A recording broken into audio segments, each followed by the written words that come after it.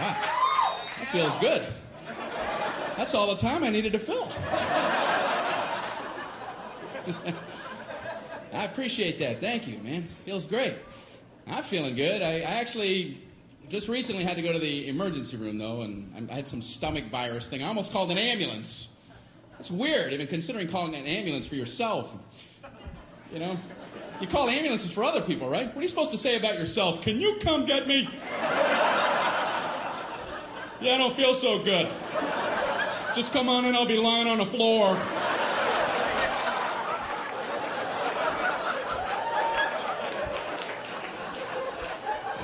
I'm just looking at the phone going, I don't know how to do this. I don't know what to do. It was at night, so I drove myself to the emergency room. That's a nice, relaxing drive. No, after you. Merge, everybody merge. I'm only imploding.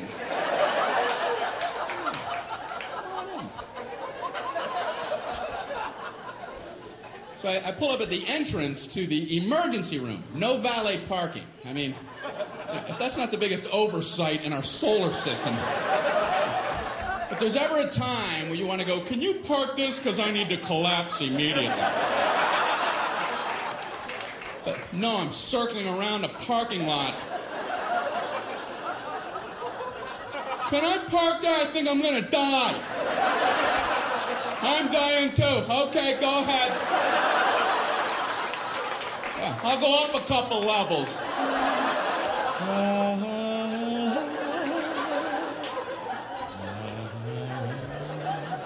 Unbelievable. I don't care if you're driving yourself or someone else to the emergency room. You still want to get out and run in with them. Are you supposed to drop somebody off and go park a car? Okay, you go in. Tell them you're shot.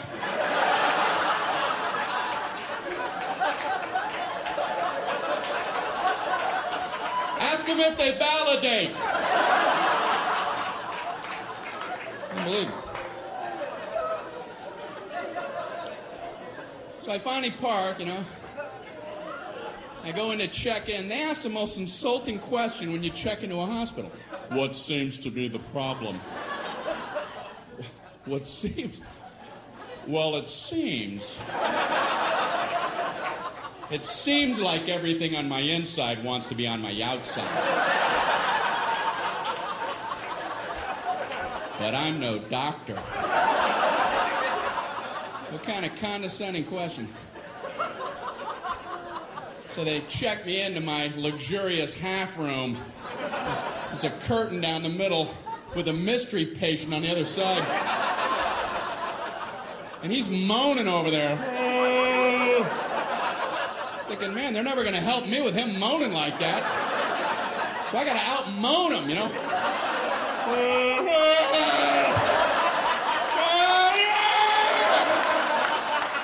Quit moaning, we're all hurting. The whole floor is like a haunted choir. It's got to be hell to work in this environment. So I'm killing time writhing. Nurse finally comes in. How are you doing tonight? I'm on a gurney. Do you have a painkiller or something? This is killing me. So she goes, how would you describe your pain? It's killing me. I don't know if you remember that part. Ouch. What are we playing, that pyramid game? Excruciating. Horrific. Would rather have shards of glass in my eyes. How do I convey this to you? So she asks, how would you rate your pain? 4 stars. 2 enthusiastic thumbs up. She goes, how would you rate it on a scale of 1 to 10, with 10 being the worst? Well, You know, saying a low number isn't going to help you. Oh, I'm a 2. Maybe the high 1s. And you could get me a baby aspirin and cut it in half. And maybe a Flintstone vitamin and I'll be out of your hair. You can go 10 to all the 3s and 4s and such. If anyone's saying such ridiculous numbers. I couldn't bring myself to say 10, though, because I had heard the worst pain a human can endure is getting the femur bone cracked in half. And I don't know if that's true, but I thought if it is, they have exclusive rights to 10. And now I'm thinking, what was I worried about? Is there like a femur ward at the hospital? They would have heard about me and hobble into my room. Who the hell had the audacity to say he was at a level 10? You know nothing about 10. Give me a sledgehammer. Let me show you what 10 is all about, Mr. Tommy A. No! No! How can I possibly say 10? I can't. So I thought I'll say 9. And then I thought, no, childbirth. I better not try to compete with that. And then I'm thinking, you know, it must be hell giving childbirth when your femur bone's cracked.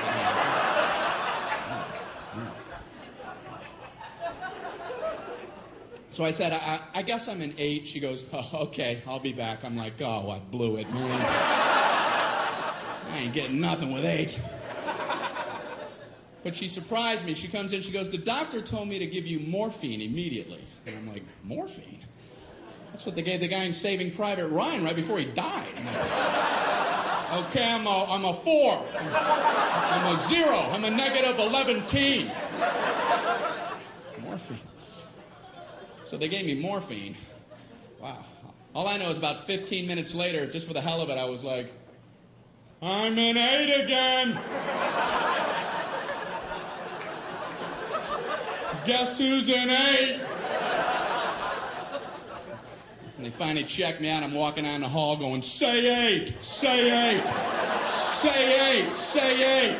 Happy 8 day. Did you get some 8? Did you get any 8?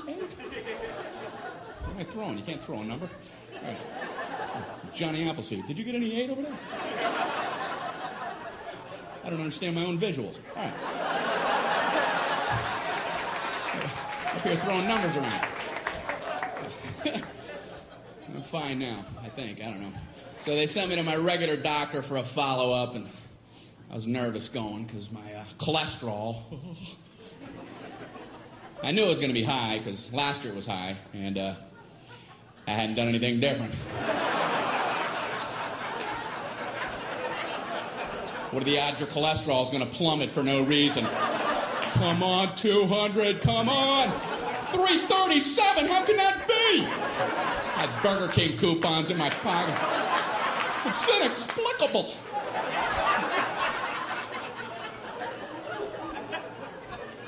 So I was nervous. And I realized that's the only time as an adult that I feel like a little kid, is when I go to the doctor. You didn't do what I told you, did you? No, I didn't. What should you have done? I should have listened when you were talking to me. What are you going to do from now on? Pay attention when you say things. When are you going to start? I'm going to start right now. Immediately. Tall doctor. He's a good doctor, I think, you know. I told him I get heartburn sometimes, so he goes and gets me a list of things that cause heartburn. I'm looking at the list and I'm like, I already know this. I know how to get it.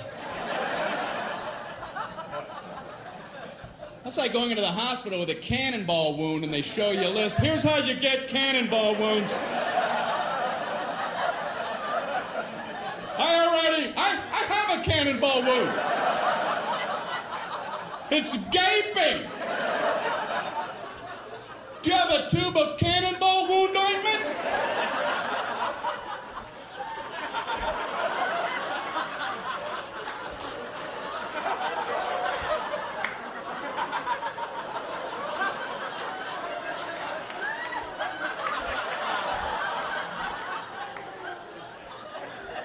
Number one, do not stand directly in front of a cannon. How true that is.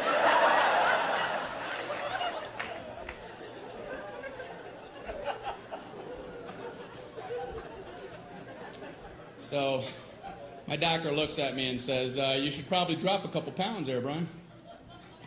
Thank you. Only your doctor has carte blanche on insults. He just insults you for a while, and then you pay him for the insults on the way out. Boy, you should lose some weight, and those moles are looking pretty weird. All right, how much for that, Doc? When can we get together again? Big fat mole man walking out of your office. Thanks for the confidence boost. I'm off to the Macy's Day Parade. Grab a rope! What does he care? You're big and you're ugly. Next. He does care. Doctors are good people. That's why they avoid the word pain. It's a buzzword. They won't hit it a lot. They don't want to scare anybody. Doctors will tell you all about pressure. They'll tell you all about the pressure you're going to experience. If a doctor tells you you're about to feel some pressure, buckle up.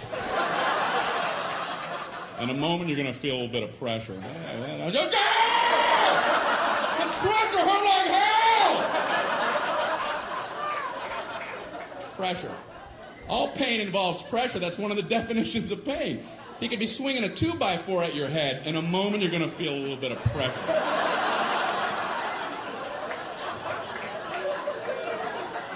Hey, bring it on.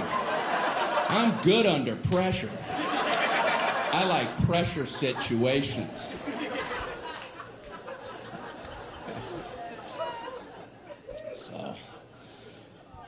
So my doctor, he told me to watch what I'm eating, told me to read food labels. I'm in the store reading the Fig Newtons label. I've always liked Fig Newtons.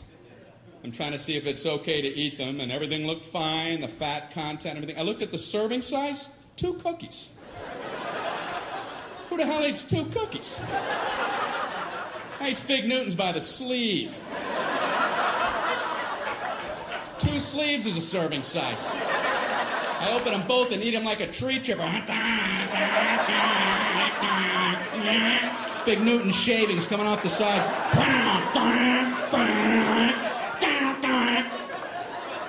Then I put a Newton catcher and empty that bag out as a snack. What the hell are they talking about? 2 Fig Newtons.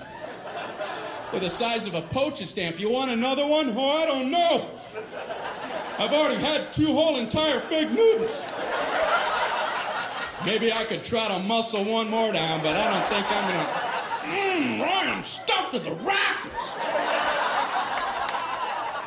They're nuts. We got an ER here. We got a 3 Fig Newton eater. How many did he have? What is he, nuts? Doesn't he read?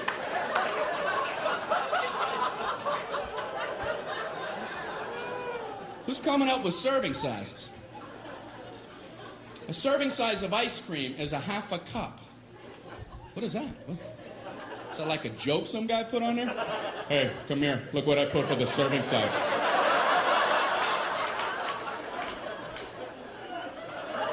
Did you see? I just did it as a joke, but they're going out like that. I don't know what to do. Just let it go. I guess there's nothing you can do now. You ever know anybody to eat a half a cup of ice cream? Hey, you want to go grab something to eat? Oh, no.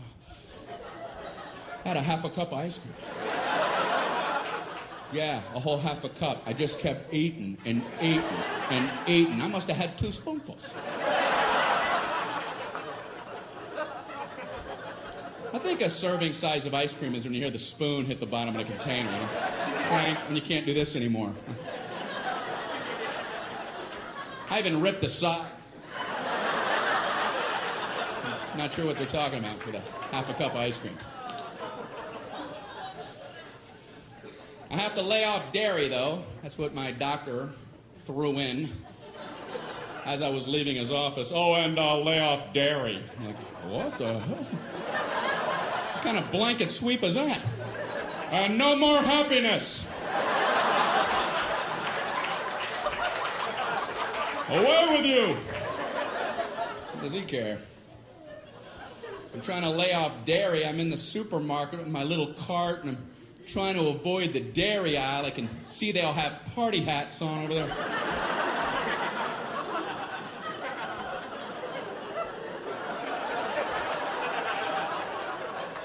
I'm in the juice aisle, slooped over with juice people. Ugh. I learned something in the juice aisle, and that is, I don't know what's going on with cranberries, but they're getting in all the other juices. Whoever the salesman is for cranberries does a great job. He's showing up everywhere. Hey, what do you got, apples? Put some cranberries in them. We'll call it cran apple, go 50-50. What do you got, grapes? How about cran grape? What do you got, mangoes? Cran mango. What do you got, pork chops? Cran chops. Why don't you back off, cran man? Why don't you take your sales trophy and have a vacation? He's working too hard. He's making the other fruit guys feel bad, you know? Like the banana guy wakes up, man, I ain't into nothing.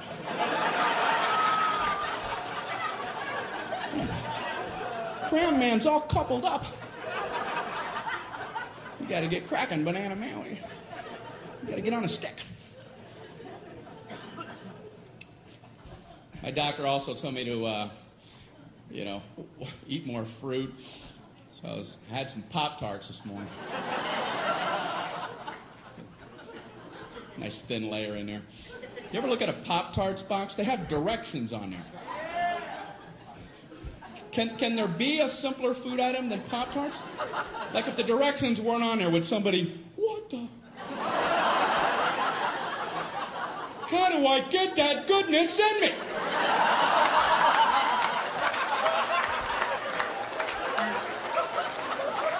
What do you do? How do you get it done? You read, man. That's what you do. They have 2 sets of directions. In case you don't understand one set, you abandon that whole track and get on something a little easier for yourself. They have a set of toaster directions, which, believe it or not, is more than 1 step. How could there possibly be more than 1 step? I can only think of one. Step 1, toast the Pop-Tarts. Go ahead, toast them. Hey, are you still reading this?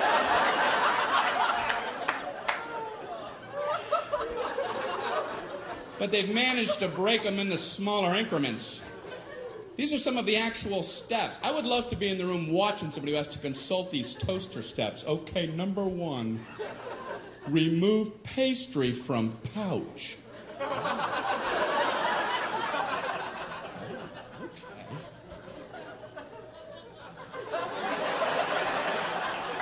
I see where they're going with this. We're banging on all cylinders now. Number 2, insert pastry vertically.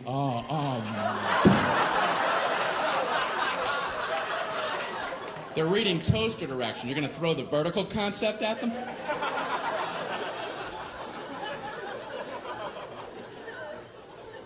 Then they have a whole set of microwave directions. That just blew me away that you could actually microwave a Pop-Tart. I mean, how long does it take to toast a Pop-Tart? A minute? If you want them dark? People don't have that kind of time. Listen, if you need to zap fry your Pop-Tarts before you head out the door, you might want to loosen up your schedule.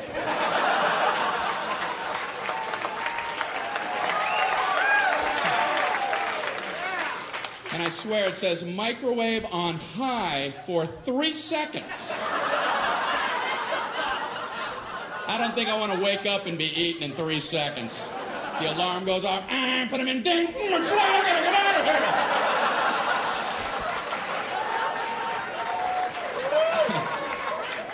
here. If you're waking, eating, and hauling in 3 seconds, you're booking yourself too tight. Pick up some Montana brochures or something. You're not living properly. We just moved. I called UPS to ask them to help out with some boxes. And, they're a good service, but you have to have information ready about your boxes before you even call them. I had no idea. I called them up. Yeah, I have 10 boxes if you come pick them up. We need to know the weight and the girth. Okay, goodbye.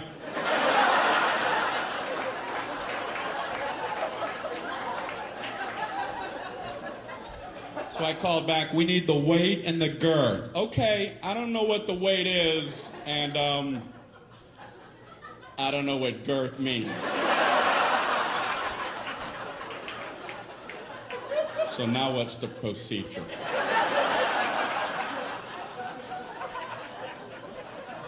So this guy talks to me like I'm 4 years old. Well, do you have a bathroom scale?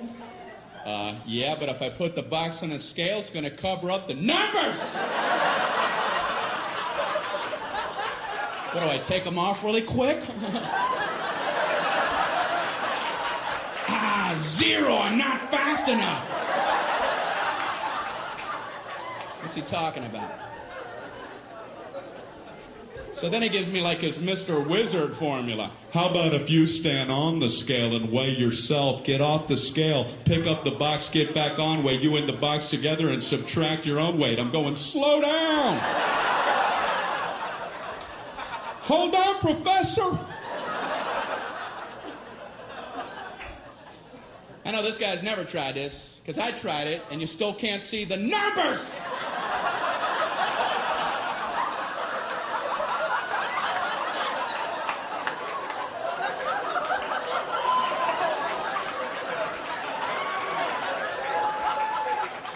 What am I, Mr. Olympia?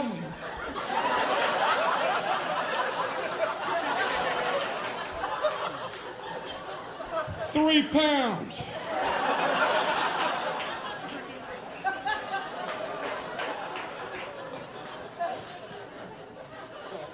Then I had to hang up in the middle of his girth formula. He kept assuring me it was easy. You know, the girth is very simple to figure out. You take the length and you double that by the smaller of the height after you triangulate the hypotenuse from the third side. Okay, I gotta go.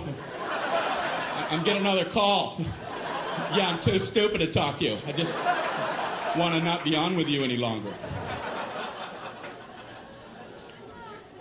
So this is true. I figured I would call back and just make up some numbers, Let them come out and pick them up.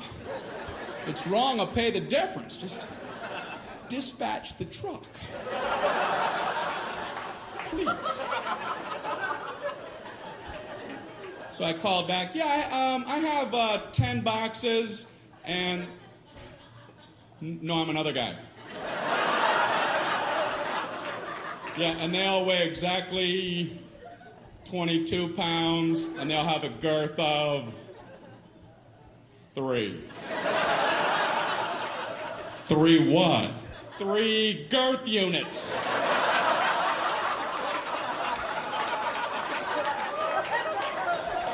Come pick them up, please. I'm begging you. They're boxes and they're brown and they have tape all on them. And they probably fit on a dolly. Why must you torture me?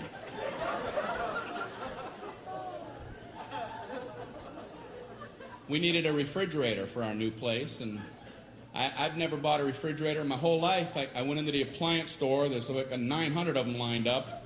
There's a salesman there. What's this guy supposed to say about refrigerators? Well, you have this refrigerator right here. This keeps all your food cold for 600.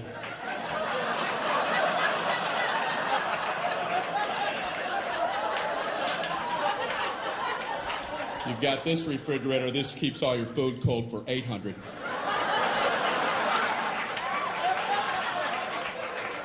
Check this out. 1,400 keeps all your food cold.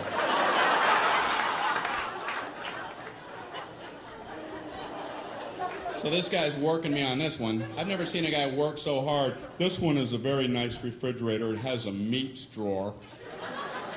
And what you do with that, you would put meats. Whatever varieties that that you would choose. These would be your meats. So there's no requirement on the types of meats. You could pick bacon,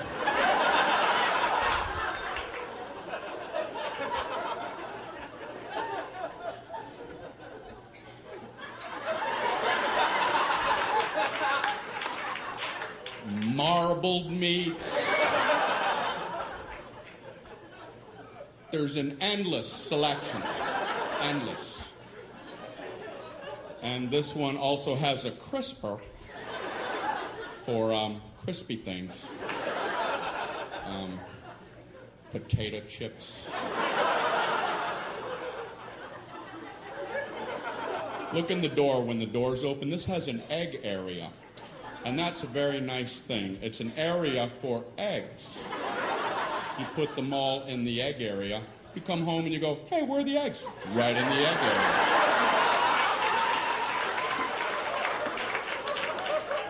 And they're all written in cursive, and that's a real nice feature. It is. That is a nice touch. We also had to get the phone turned on. I'm at my friend's house. I call the phone company. Can you turn on our telephone? Okay, it's going to be a problem. I figured. How? Why? It's just going to be a big nightmare. That's our policy. It's going to be a nightmare. Something about hell on earth.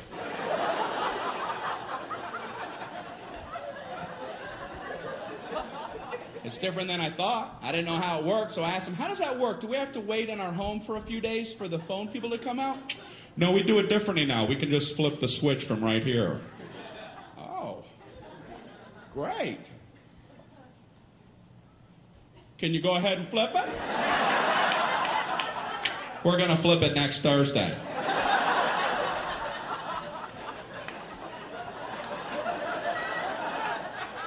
Can you flip it right now? We're going to flip it Thursday, late, or Friday, or sometime in November. Can you see it from where you're at? Can I come down and flip it? What do I know? I guess there's only one flip switcher and he has a lot to get to.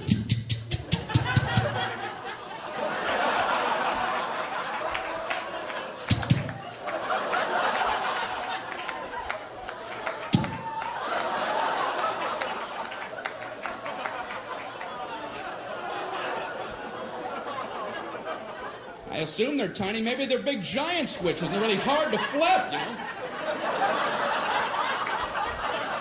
Man, he's never going to get to my house. I'm going to go down here and cheer him on. Go, switch flipper, go! Flip them switches! Flip them good! Switch flipper! Get him riled. That was great, man.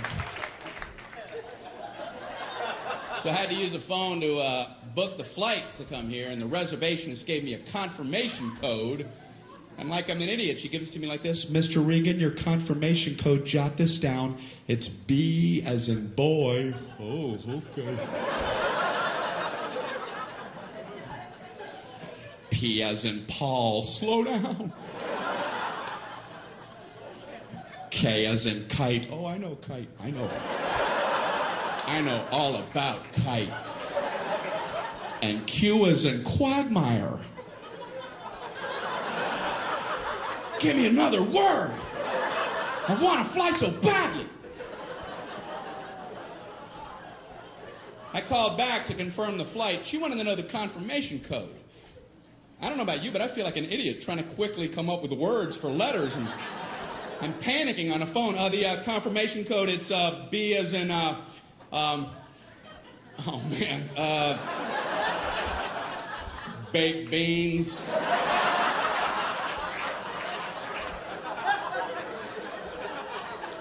P as in pneumonia.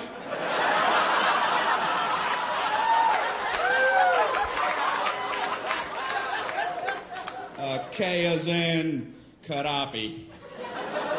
And Q as in Gaddafi.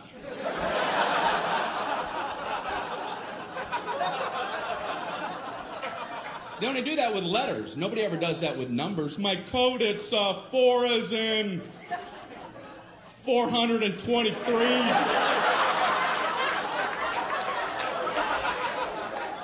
2 as in 2,941. No, 47. Pretty short code. Sometimes you'll get a confirmation code that includes zeros and O's. You write them the same way. They're completely different keys. They'll give you the number 1 and the letter I. You write those the same. They're different keys. A small L looks the same. They don't care. You'll never be able to communicate this back clearly. I'd like to give a code to these people for their big vacation. Here's your confirmation code. You're going to need this for your vacation. Are you ready? Okay, it's 11I 100000I10001I small L. Yes. Bon voyage.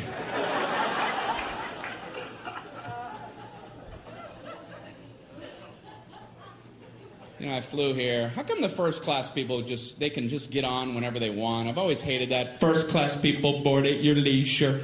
Take your time, first class people. Coach people, no, wait, sit, scuzz. Wait, little piggies.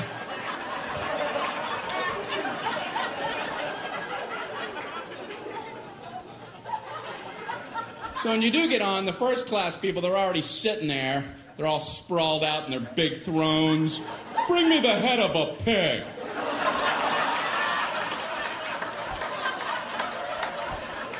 And a goblet of something cool and refreshing. Anyone have a fiddle? Make someone from Coach fiddle for me. Amuse me. They have fiddles in the overhead racks up there. You're not allowed to even use their bathrooms. The bathrooms up front are for our first class passengers. The coach bathrooms are located at Newark Airport. Concourse C. Concourse C, ladies and gentlemen. So when you do board, the first class people, they're sitting there. A lot of them are working as you're boarding. They have computers out and calculators. They're looking up at you like, hey, we're making money right now. Right now we're making money. Go, get in the back. Close that curtain. I don't want to see it. Even in my peripheral. Snap it shut. What's the matter with us? They got to cover us up with a tarp. And you go in the back, everybody has coloring books on. Hey, come here, where was you? Where was you at? You're in the middle, and there's 9 of us, and you're in the middle, and we have all the armrests, so you gotta sit like this. You gotta figure out a way to eat your snack while your elbows are touching. You gotta learn how to twist your little plastic utensil.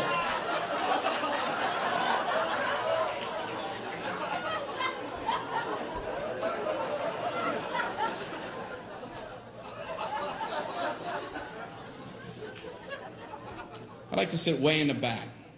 Except for one thing, all the good meals run out, you know. You're poking your head out from row 199. The flight attendants are this big.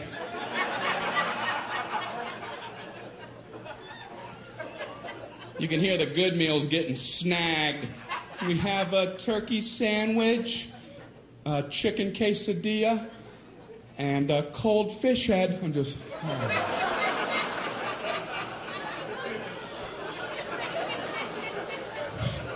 I wonder what I'm gonna get.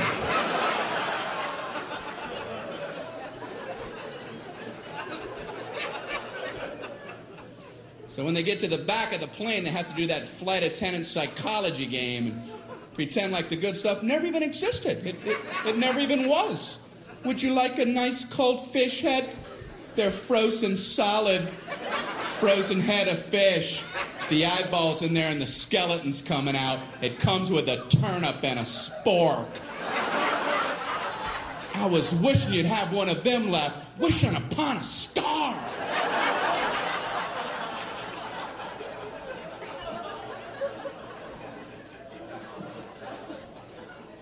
But I admire flight attendants, man, I really do.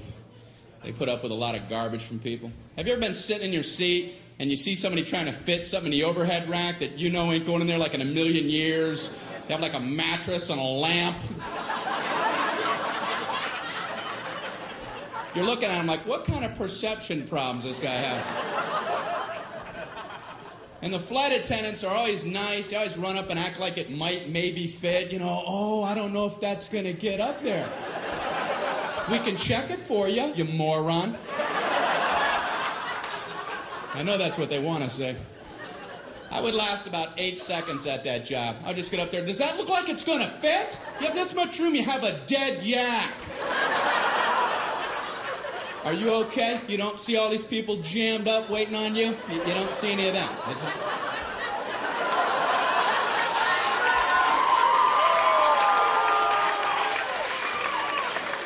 Oh, this is your world. It's all about you. You let us know when you're all set, Captain You Planet.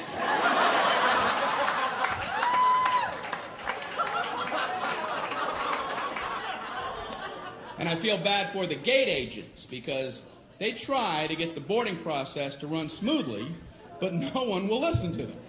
Don't blame them. They try, they get on the intercom. Ladies and gentlemen, we're about to begin boarding.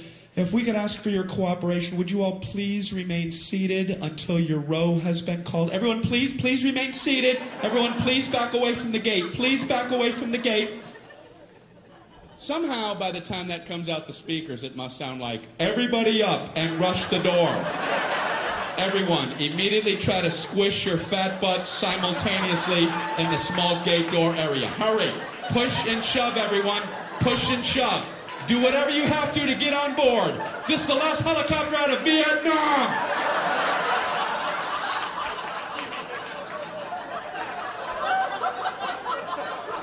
I'm embarrassed to be human. I want to get on! You're gonna get on. I want to get on before everybody else!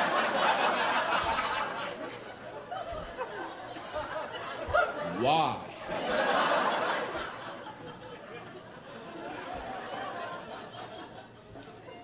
Human beings, man. I'm sure you've been at airports with the moving sidewalks. Right? You know the whole stand right, walk left concept? Well, for some people, unlearnable.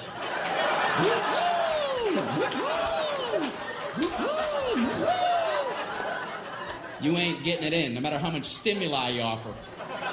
I've been on them where I don't understand how people don't see that that's the system. There's a big yellow dotted line going down the middle, and it's stenciled every 3 feet on the sidewalk. Stand, stand, stand, stand, walk, walk, walk, walk. On the handrail, stand, stand, walk, walk. Up here, stand, walk. Pictures of people standing, walking, and I've seen footprints together and apart. And you still have people riding that left handrail. It's fun to fly.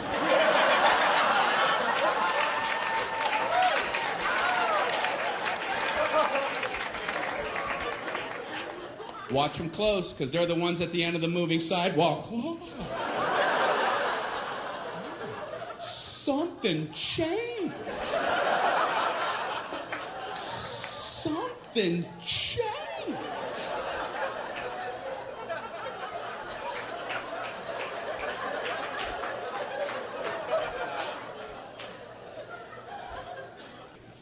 I'm trying to get into inventing, and that's hard.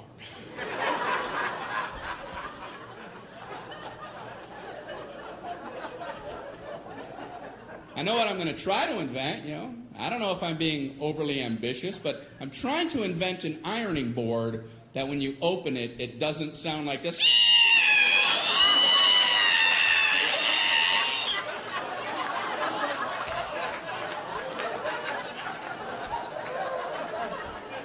Every ironing board I've ever opened sounds like a witch being boiled in oil.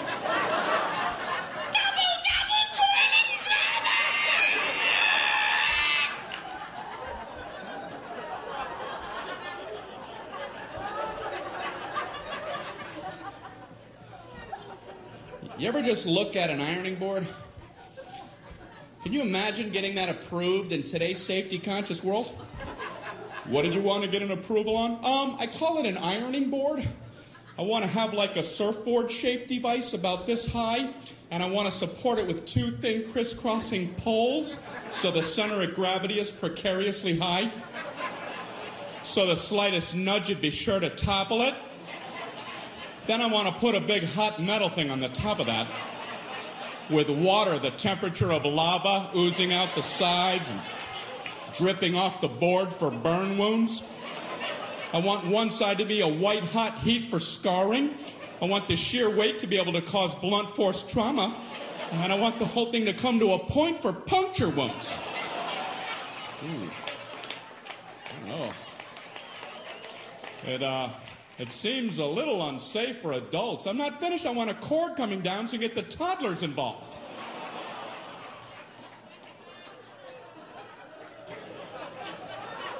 Why are we allowed to have these? Inventions intrigue me. I was reading about the walkie-talkie, and I read it was a military invention. That surprised me, because usually military stuff has strong names, you know, Apache helicopter, Tomahawk missile. Walkie-talkie? How did that slip through the system? It's a general talking to some guy. What do you have there, soldier? Well, it's a new communication device. It's untethered, which will enable the troops to speak effectively when they're in the field. What's it called? Walkie-talkie. Look, I'm walkie and I'm talking.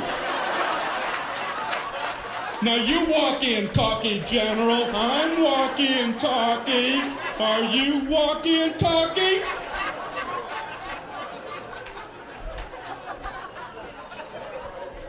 I like it, soldier. What's this explosive device? The whammy kablammy.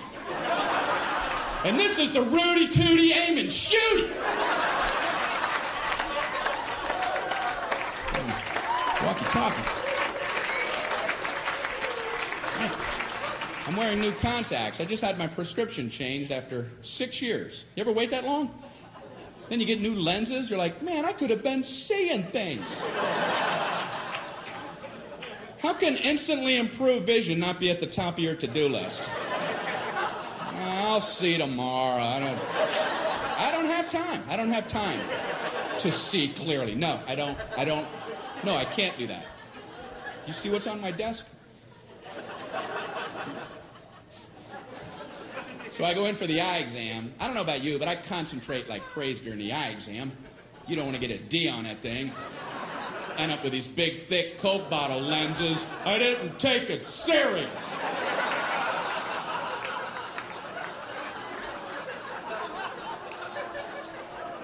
Are you still in here?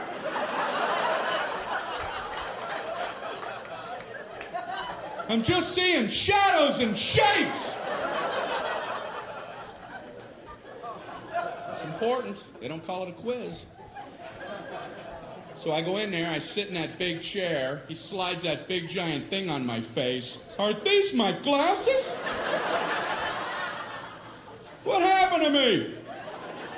That'd be a hell of a pair of glasses. Do I like it better like this or like this? I like this one, but I want to see that one again. That one's pretty good, but let's go back to that one. Click, click, click, click, click, click, click. I hate that test because I can't commit. I can feel my eye doctor losing his patience with me. Let's try it again, Brian. Which one do you like better, number 1 or number 2?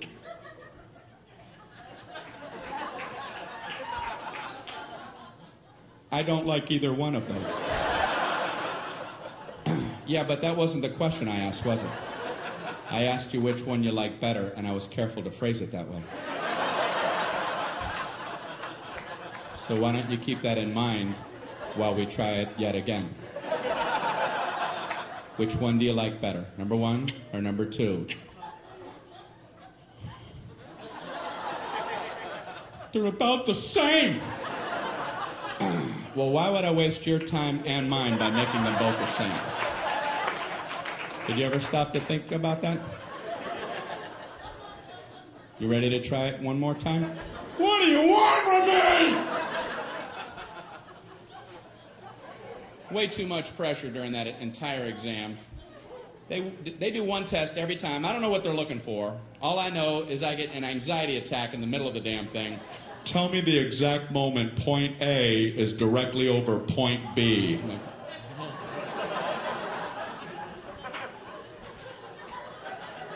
now! No, now! Now! Then! I don't know when it happened. I'm worried if I'm off by an eighth of a second, I'll get these big, giant Hubble coming attraction glasses. So you must have messed up that A-B test. Did I ever? Grand opening. What are they helping me with? My ability to watch cars pass on the highway? They pass now! And they pass now! Man, how do you do it?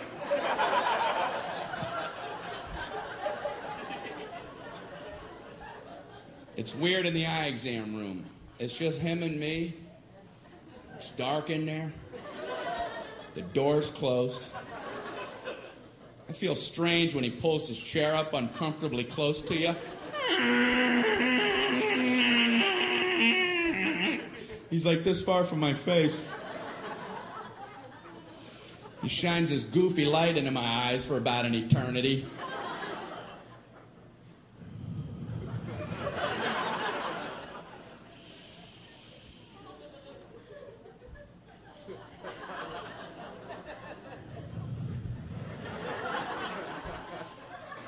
How you doing there? I'm a little uncomfortable. Can you back up a tad? Are you looking at my soul?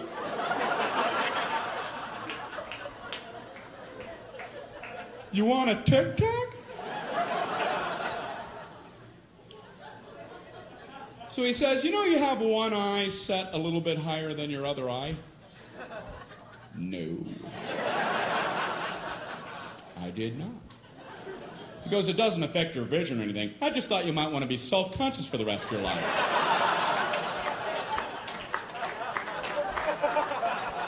I went out to my car mirror. Am I some kind of monster? Is that a hump? I am not an animal. I am a man. What's the matter with him? Then he asked me, would you like to try trifocals? And I'm like, I must have been away a while because I have no idea what you're talking about. He says, it's exactly what you would think. You can see at 3 different distances depending on where you look through your lens. You can see close, medium, or far away. And I'm like, I can't even imagine getting used to that. There's a book, there's a plane, there's Alpha Centauri!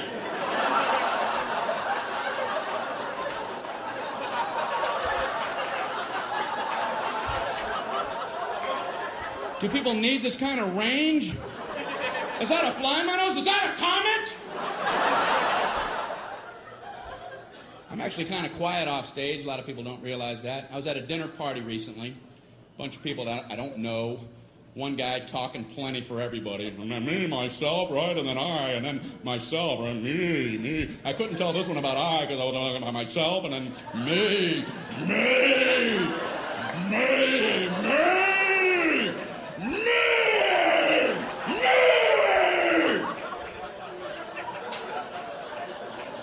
Beware the me monster. So I tried to jump in with a little story. I don't want to just sit there the whole night. Right when I'm done with my story, this guy goes, that ain't nothing. Oh, well, didn't mean to waste everybody's time. Telling my nothing story. Here, let Marco Polo speak. He's back with tales of adventure. My story ain't nothing. Maybe it wasn't, because I made the mistake of trying to tell a story about having only 2 wisdom teeth pulled, and I learned a lesson. Don't ever try to tell a 2 wisdom tooth story, because you ain't going nowhere. The 4 wisdom teeth people are going to parachute in and cut you off at the pass. Halt! Halt with your 2 wisdom tooth tale. You will never complete one, trust me.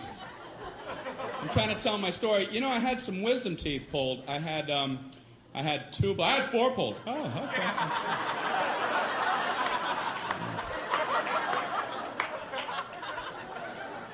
No 5, no 9. I had 9 wisdom teeth pulled. All of mine were impacted. They were all coming upside down. The roots are wrapped around my tongue, coming out my nose. They were tusks. I was a warthog. No anesthesia. They pulled him out with pliers. I was eating corn on the cob that afternoon. Pin the blue ribbon upon his chest. That knocks the socks off of my wisdom tooth tail. Why do people need to top other people? I've never understood it, and I see it all the time. Obviously, people get something out of it. At best, people wait for your lips to stop. Yeah, as soon as... Okay, yeah, you, me! You, me! You see the difference? You see that? Now I do. What is it about the human condition? People get something out of that. That's why I have a social fantasy. I wish I was one of the 12 astronauts who have been on our moon. They must love knowing they can beat anybody's story whenever they want. They can sit back quietly at a dinner party while some other person, some me monster's doing his thing, and let him go. Let him run with the line while you be quiet. Oh, really? Let him have his moment. Yeah, I'm a big traveler. I have my business. I got my own global enterprise I got to check on. You know, driving in the Autobahn because I keep a fleet of sports cars over in Zurich, and I get this Swiss account that I got to check out. Mount Kilimanjaro expedition, might have to cancel that. You know, runways in Aspen are a lot shorter the first time you go in there. The Pacific Rim Company, we're going to try to take that over. And global enterprise.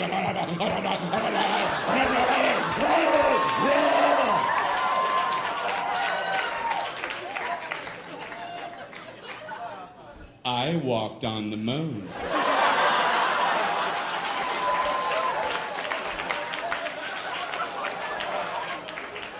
Well, you have the floor, Moonwalker. You know, you mentioned driving on the Autobahn. That reminded me. Once I was driving in the Sea of Tranquility. In my lunar rover.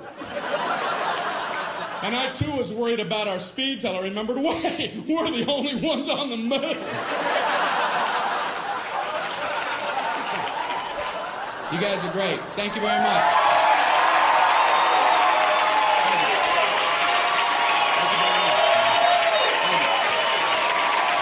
Thank you so much.